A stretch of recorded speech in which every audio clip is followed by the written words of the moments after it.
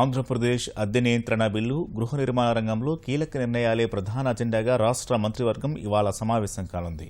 కొత్త ఏడాదిలో జరుగుతున్న తొలి మంత్రివర్గ సమావేశంలో జన్మభూమి నిర్వహణ తీరు, దావోస్ పర్యటన, కరువు పరిస్థితులపై సమగ్రంగా చర్చ జరగనుంది.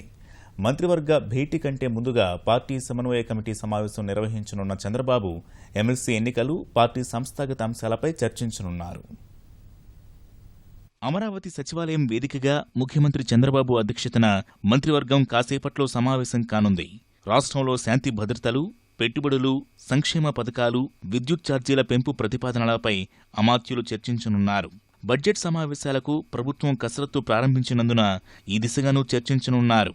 అమరావతిలో ఇంటి అద్దెలపై ప్రస్తావన రానుంది. యజమానుల ఆలోచన విధానం మారుకుంటే అభివృద్ధికి విఘాతం కలుగుతుందని నేతలు వివరించనున్నారు. విజయవాడ, గుంటూరులో అద్దెలు అధికంగా ఉండటాన్ని గమనించిన సర్కారు వాటిని నియంత్రించేందుకు చర్యలు చేపట్టాలని యోచిస్తోంది. అధిక శాతం మందికి సౌకర్యం కలిగేలా అద్దె నియంత్రణ చట్టాన్ని అమల్లోకి తీసుకొచ్చే ప్రతిపాదనపై మంత్రివర్గంలో కీలక చర్చ జరగనుంది. పట్టణ గృహ నిర్మాణానికి సంబంధించి మంత్రివర్గం కీలక నిర్ణయాలను తీసుకోనుంది.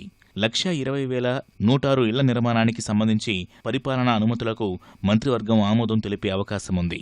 కర్నూలు జిల్లాలో భారీ సోలార్ విద్యుత్ ప్రాజెక్టు ఏర్పాటయ్యే విధంగా రాష్ట్ర విద్యుత్ కార్పొరేషన్కు పెద్ద మొత్తంలో భూ కేటాయింపు జరగనున్నట్లు తెలుస్తోంది. అనంతపురం, నెల్లూరు, శ్రీకాకుళం జిల్లాల్లో వివిధ సంస్థలకు భూముల కేటాయింపులు జరగనున్నట్లు సమాచారం. మంత్రివర్గ సమావేశానికి ముందు పార్టీ ముఖ్య నేతలతో తన నివాసంలో చంద్రబాబు సమన్వయ కమిటీ సమావేశం నిర్వహించనున్నారు. మంత్రులు, పార్టీ సమన్వయ కమిటీ సభ్యులు, జాతీయ ప్రధాన కార్యదర్శి నారా లోకేష్, పార్టీ రాష్ట్ర అధ్యక్షుడు కళా వెంకట్రావు ఈ భేటీలో పాల్గొననున్నారు. మాజీ మంత్రి ముద్రగడ పద్మనాభం చేపట్టిన ఆందోళనపైన చర్చ జరగనుంది.